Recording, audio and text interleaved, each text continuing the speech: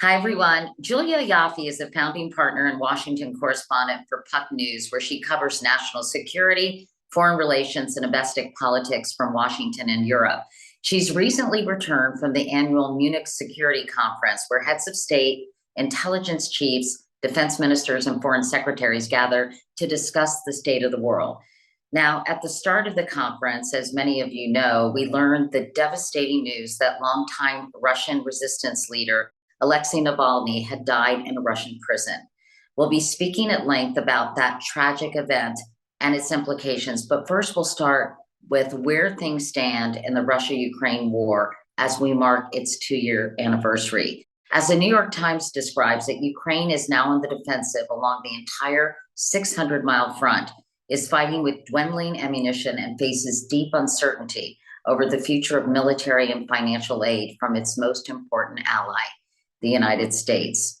Julia, I know you write that you witnessed a great deal of anger and exasperation from the Europeans directed at the US for being such a wildly unreliable and volatile ally.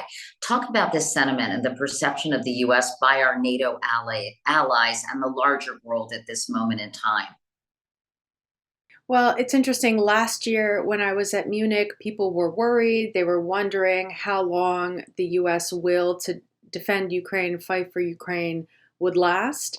What would happen if Trump came within striking distance of the White House? All these what ifs, right? And people were worried last year. And this year, I think they were just fed up. They were fed up with having to worry about our domestic politics, throwing things that are so essential to our role in the world, to the West's role in the world, into total disarray. And I actually found myself talking to two senior government officials, one French, one German, and they were talking about how their children are obsessively following American politics. Swing counties, polls, caucuses, primaries, and the reason they were following them is because they wanted to know what the US would kind of do to Europe and NATO, and whether the good guy, Joe Biden, would win or Trump, the bad guy, would win. And these two officials were incredibly frustrated with this. They're like, this is ridiculous. And one of them said, enough, we're not a colony. And just hearing officials kind of publicly try to say, this NATO is very important for the US needs NATO. The only time that Article 5, NATO's Article 5, the Mutual Defense Pact, was ever invoked was on behalf of the US on 9/11. In fact, NATO, the only time NATO ever fought as a coalition was in Afghanistan in defense of the US after the 9/11 terrorist attacks. And then, the cameras go off and, the meeting ends and people are like, I can't believe we have to keep explaining this to them. I'd love for you to explain to people watching this, Julia, about the complaint that many NATO countries aren't, quote unquote, paying their fair share. Can you put that in perspective for us? Because that, of course, is Donald Trump's whole argument in terms of not supporting these countries. So there was basically a floor that was introduced, a 2% of GDP floor to be spent on defense spending. And it was actually President Obama that pushed NATO allies to contribute more to the collective defense, so that it wasn't just that, Europe could spend their money on wonderful healthcare while we spent our money on defending Europe. And since then, and actually since Vladimir Putin invaded, a lot of allies have upped their defense spending, and some are spending more than 2%, especially the ones that feel themselves to be most at risk of Russian aggression, like the Baltic countries or the Eastern European countries. And so it's actually not Donald Trump that is making them do that, but Vladimir Putin, ironically, because they realize they really do need to step up. What do they make of the rhetoric coming from the Trump campaign, not only about NATO countries and making it a loan or whatever when they are providing foreign aid, but this notion that Russia can do whatever the hell it wants? So I think they and I are frustrated that it's framed as something that is only good for Europe. We don't need it. We're just doing it out of the goodness of our hearts for Europe, and therefore they have to pay us back, or we have to treat it the way Donald Trump was talking about it, as a protection racket. I mean, he was talking about NATO basically as a mobster would talk about a protection racket. And again, I think this is why people were saying, hey, remember, the only time NATO ever actually banded together to fight to defend one of its members was to defend you guys. And we didn't send, I was talking to a former very high-ranking CIA officer who was manning an outpost in eastern Afghanistan fighting with the Taliban. And he was saying, the people who were providing us air cover weren't the Americans, it was the French. And they lost almost 100 people in Afghanistan, and I don't see them sending us a bill. We tend to forget what's done for us and only remember what we do for others. And that's just not a good look on a human level, and let alone on a national level. Julia, I wonder if you could play history professor for a moment and talk about the raison d'etre for NATO, the inception of NATO, why it was created, and to what end. It was created during the Cold War, after World War II, to hold back Soviet expansionism and aggression. It is a defensive rather than an offensive alliance. And the idea was to deter the Soviet Union from attacking any one of NATO's members, because the idea was if you come for France, for example, you'll also be fighting the US. So don't even think about it. And it worked. It was a very effective deterrent. The thing is that, when you have people saying it's all about money and it's all gonna be a loan, it makes our allies start to look elsewhere. And we need those allies as much as they need us. I think, there are a lot of Americans who kind of don't understand what is required and the cost of being a superpower, and they don't want to pay that cost, but they still want to be the superpower, right? Like, we want our Social Security, but we don't want to pay taxes for it.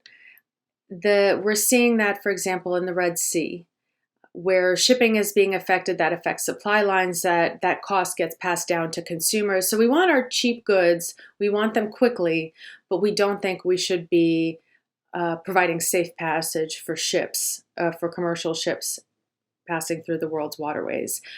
We don't want a nuclear war, but we don't want to do anything to kind of provide the deterrence to keep it from happening.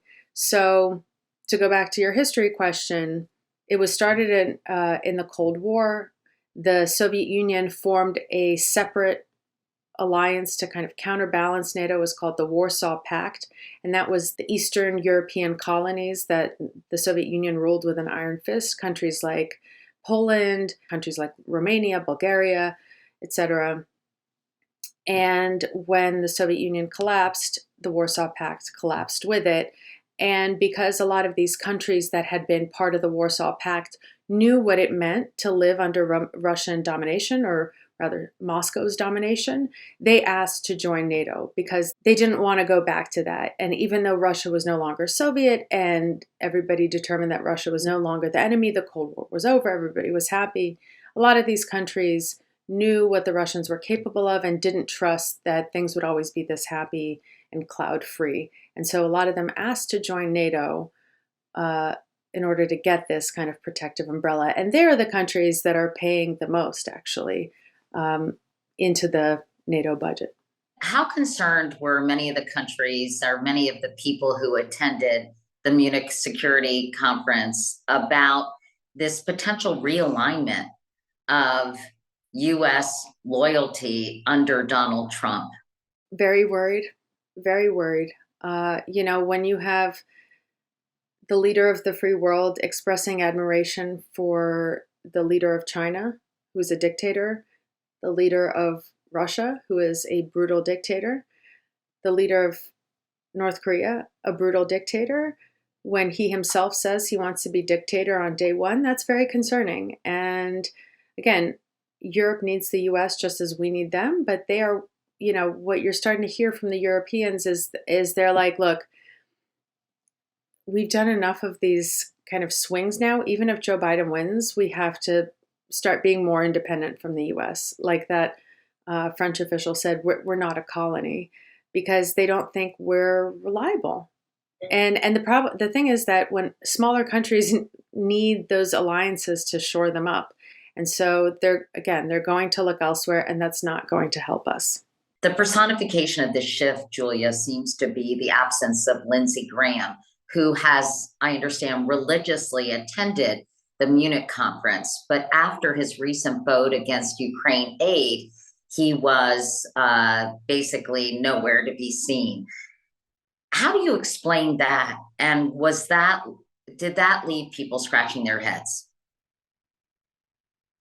I don't think it left people scratching their heads as much as it made them kind of Shake their disgusted and heads. disappointed.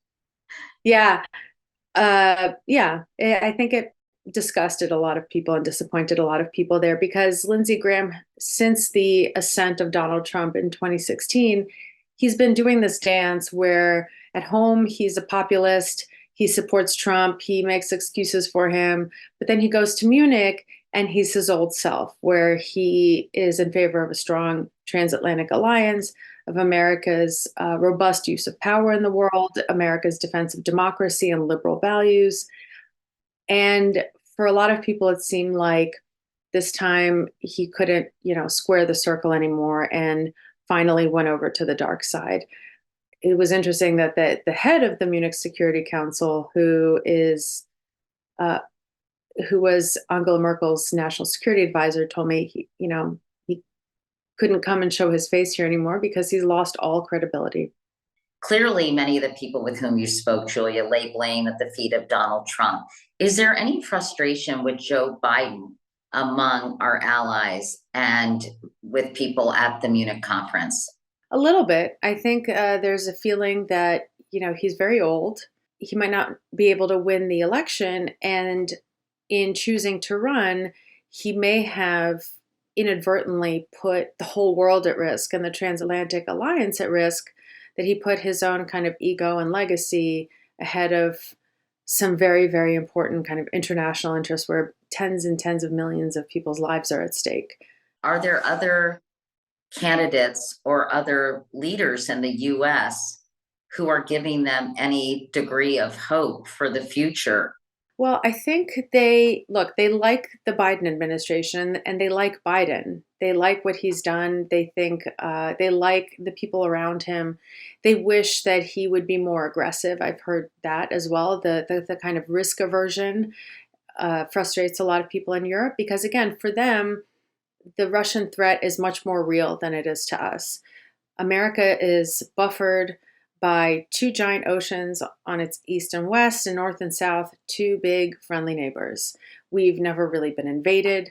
We've never had a war really fought on our territory in terms of somebody invading us and fighting that war on our territory, except for maybe 9/11. I think that's why it was such a big shock for Americans, whereas Europe has grown up on this history. That has happened to them all the time. And they know that this risk is real, that the Russian threat is real. And they wish that, for all they like about Joe Biden's approach vis-a-vis Russia, they would wish he would do more, faster, better, and be a little bit less risk averse. I'm curious, when they say more aggressive, do more, ideally, how would they like the US to respond? Well, I think not dragging out each piece of new equipment, saying no, no, no, and then finally saying yes. And then, it delays everything. So not going through that whole process, giving them things like ATACMS, giving them more advanced weaponry. At the same time, I think there's an understanding given how closely our allies and our adversaries follow our internal politics. I mean, it was incredible that you have this meeting of hundreds, thousands of people, including heads of states and spy chiefs and defense ministers and secretaries of state. They were all talking about Speaker Mike Johnson because they knew that there wasn't all that much the Biden administration could actually do right now because of this one guy in Congress who was listening to Donald Trump, and who won't bring the Ukraine aid bill to a floor vote. And so that was also remarkable. I spoke to Minority Leader Hakeem Jeffries at the conference, and he was saying, I've heard more about a discharge petition in the last 2 days, and not just from Americans who are here, but from people from other countries talking about a discharge petition. And I've heard more about it in the last 2 days than I have in my 11 years in Congress. What exactly is a discharge petition? Sorry. Yeah, so a discharge petition is the hot thing in Washington right now.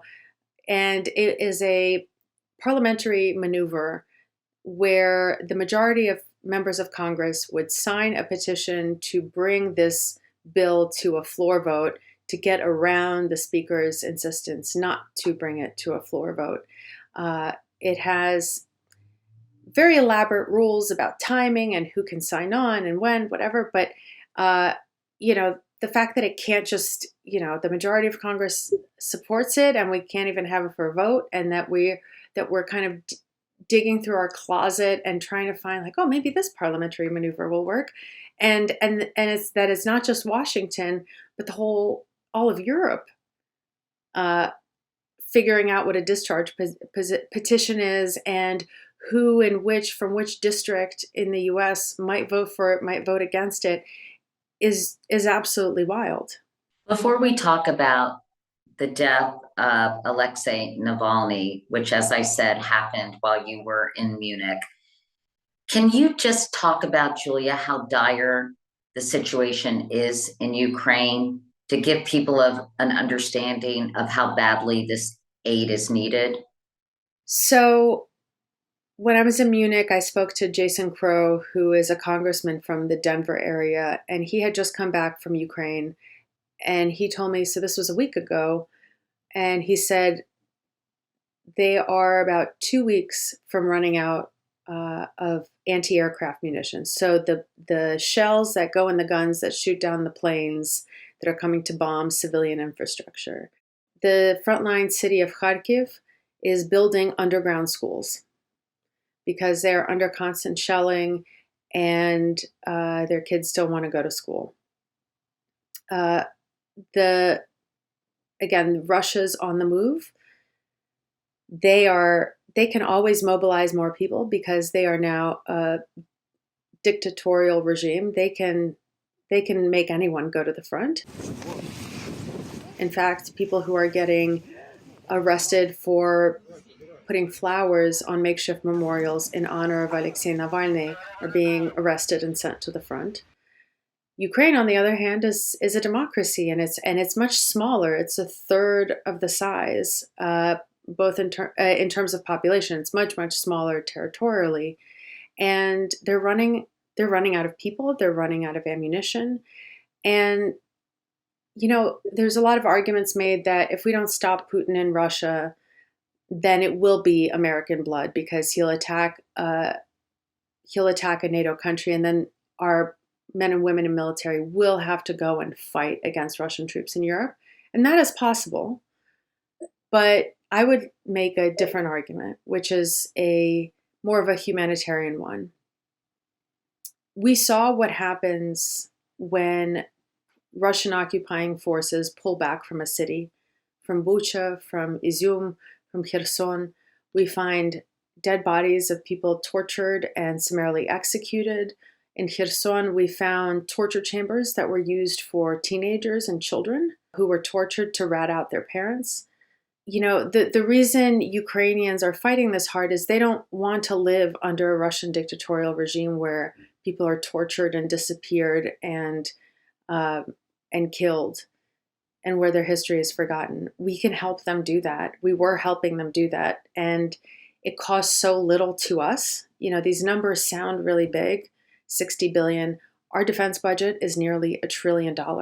And Ukraine isn't asking us for boots on the ground. They're asking for weapons and artillery shells and the tools to help them do the fighting. And for a fraction of a percent of our military budget, we are having Ukraine grind down the Russian military. It is basically half destroyed so that it cannot attack a NATO country. You see Putin and people around him making remarks about how actually Poland is theirs and the Baltics are theirs and Moldova is theirs. So countries that are and are not part of NATO. He won't. The longer this fight keeps going, the less he'll be able to attack them because his military is getting ground down by the Ukrainians. So they are doing our work for us. Without U.S. aid and support and equipment, is there a real possibility that the Russians could win? Yes, a very real possibility, and it grows more real and more possible by the day. You know, the possibility not just of Russia winning, but of turning the whole country into Bucha, turning the whole country into torture chambers and killing pits and disappearing people. We get closer to that every day that Congress doesn't act. Talk about the ramifications, too, not only of turning the country into torture chambers and committing genocide against the Ukrainian people. If the Russians are victorious, what does it portend for the entire region, Julia?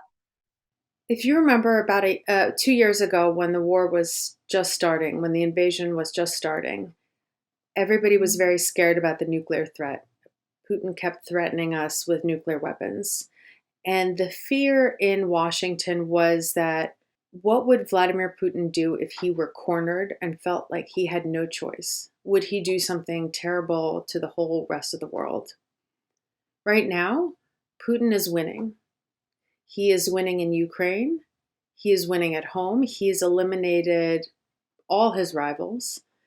And he clearly feels the wind at his back. If you see any of his recent appearances, he is downright giddy. And now that he feels he's winning and getting away with everything, he is trying to put nuclear weapons into space that could take out all our satellites. So a Putin that's winning and that doesn't feel cornered and feels emboldened is in some ways just as bad. So maybe the solution is to defeat him and make sure there is no Putin constantly threatening and blackmailing us in this way. Does it freak you out that suddenly MAGA Republicans seem to be pro-Putin and that Tucker Carlson does a softball interview and suddenly everything feels upside down? So I've been watching this play out for a very long time. This doesn't feel very sudden to me, and it's something that Putin has been playing very deftly for a while. There have been long links between the American evangelical right, like the World Congress of Families, and the religious right wing in Russia, which is, of course, backed by the state. So the American right wing has been trying to restrict abortion in Russia, restrict gay rights in Russia. Russia has now just labeled the global LGBT movement an extremist one. So it's up there with ISIS. So it's ISIS and gay people. And so that link has been building for a while. And I think there's quite a bit of, just like you saw in the 1930s, among the isolationists in America who filled Madison Square Garden and Sieg Heiled and saluted Hitler. You see this playing out again on the far right of America, where people have a real ideological affinity for Putin. He is, to them, a white Christian nationalist who is for traditional values, who is anti-gay, anti-abortion, anti-globalist, and he is deftly playing on that. He has been for years, especially now that he's invaded Ukraine. He keeps kind of dog whistling to the MAGA Republicans and saying, the reason we're fighting in Ukraine is so that children have a mother and a father, as opposed to a parent number one and a parent number two. I think last month, the Russian government said, oh, we discovered gender-neutral bathrooms in Ukraine, and this is why we're fighting in Ukraine, is to make sure there are no gender-neutral bathrooms. So they're very deftly playing into the kind of MAGA culture war issue, so that Tucker Carlson, who, as you recall, on the eve of Russia's invasion of Ukraine, did a whole segment and said, why are we backing Ukraine when our allies should be Vladimir Putin. He is much closer to us ideologically, and we should be on his side, not on Ukraine's side. And Putin has been exploiting this very deftly. Let's end by talking about the death of Navalny. Julia, what was the reaction at the conference? Were people stunned? People were stunned and upset, especially those people at the conference who had any ties to Russia, had spent time there. For example, American and European diplomats who had ever been stationed there and knew the place and had a kind of a connection to it. People were in tears. People were shocked. People were amazed at Yulia Navalny's strength in coming up and addressing the conference. I mean, a couple hours after she learned her husband had been killed, she did not fly home to her kids. She didn't try to go see his parents. She got up there and addressed world leaders. I mean, talk about a strong woman. The other thing that people were saying was, why are we shocked? Or why are you, Julia, shocked? We shouldn't be shocked. We knew that he was going back to Russia and that he could be killed. And that made me realize that I really, truly never thought he would die in prison. I thought, given his age, given the fact that he could be Vladimir Putin's son, his good health before his poisoning in August of 2020, that he would survive, that he would outlive Putin, and he would give Russia perhaps its best shot at being what he liked to call a normal country, a country with freedom of the press, freedom of speech, freedom of assembly, an independent judiciary, no corruption, all the things that Americans basically take for granted, but Russians and Ukrainians are, well, all Ukrainians are fighting for, but some Russians are fighting for, let's be honest. How do you think this might impact the people of Russia? I know that the people are being arrested for putting flowers on memorials. There have been protests and there has been a crackdown on those protesters. Is it possible that people will be galvanized by the murder of Navalny? And do they have any potential to carry his torch and change Russia from within? I wish that were the case, but I think right now all we're seeing is that the repressive machinery of the state seems to have found another speed in the gearbox and is accelerating, becoming more and more brutal every day, going after people in new ways and scaring people more than ever. And not just scaring people, but pushing people into the kinds of behaviors that are reviled in Russian society because of its link to the 1930s and Stalin's Great Terror, namely ratting each other out. So you have, for the last 2 years, as this repressive machine has gathered more and more speed, you've had teachers calling the police on their students or denouncing their students to authorities, and students denouncing their teachers. You've had, there was a couple who was at a restaurant quietly talking among themselves about the war, and the people at the neighboring table called the police on them. There was a young man who was a history student who was reading a book of Nazi history. He, when he got out at his station on the Moscow subway that Tucker Carlson liked so much, he was arrested for reading Nazi propaganda. So, people are arrested for private conversations, for liking other people's posts on social media, and it's only getting worse and worse and worse. So people are scared. And it's not just that they think, and not just that they're scared, they're hopeless. And I think Alexei's murder made them even more hopeless if they supported him, of course, because a lot of Russians didn't. They are totally fine with what's happening. But those that supported Navalny, who shared his vision of the kind of Russia they'd like to live in, they feel more dispirited and hopeless than ever. And I think that was precisely the point of killing him, to deprive Russians of an alternative vision and an alternative future for Russia. About a year ago, I talked to an old friend of mine in Moscow, and I was frustrated with her for not opposing the war, for not doing more. And she said, "Julia, what do you want me to do?" She has 2 kids. She said, "I could go outside and protest, and the police would get me before I would even have time to unfold my banner, my poster. I would be arrested. I would get 10 years in jail. I wouldn't see my kids for a decade. I would be tortured and hurt and put away in a penal colony. And on top of that, it wouldn't change anything. So what is it you want me to do? And that was before things got this bad and before Navalny was killed. So I think people are probably feeling more hopeless and scared than ever. You've said that, quote, the personal tragedy of this, a family that has lost a husband, a father, a son, a brother, while the world stares at their grief, is being lost in this. So what would you like people to know about Alexei Navalny's family, about Yulia? Because I know you know her and known her for a while. You've written about her extensively. What do you think is being lost in the coverage of this? Well, it's just the fact that the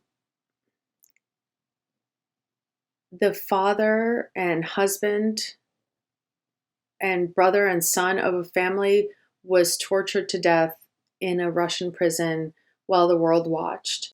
And this is a family that has already sacrificed so much because of their belief in a better Russia, in a better future for Russia. Alexei Navalny's kids have grown up watching their dad be thrown in jail, let out, thrown in jail, let out.